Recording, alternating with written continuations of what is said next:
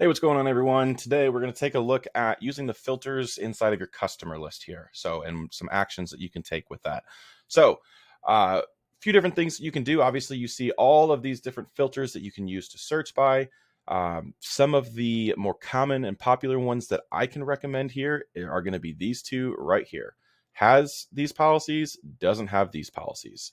So what I use these for is I like to look for has home and auto, doesn't have umbrella, or has home, doesn't have life, has home, doesn't have auto, whatever. You can find those people that you can cross sell to, right? So now I can say, if I want to find somebody who's got personal auto, has all of the selected policy types. So I want personal auto and I want homeowners.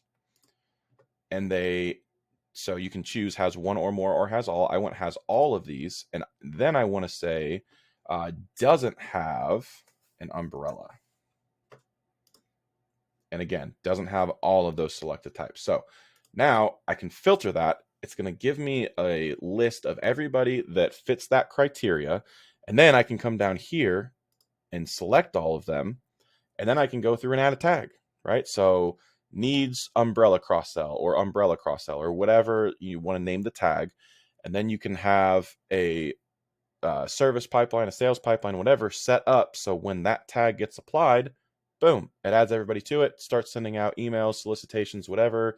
Or if that person has that tag when they go to the renewal, that they only have home and auto and they don't have an umbrella, and what a great time to quote an umbrella policy at their homeowner's renewal. So hopefully that is helpful as far as cross-selling to your existing book of business and using the filters inside of the customer list to do so.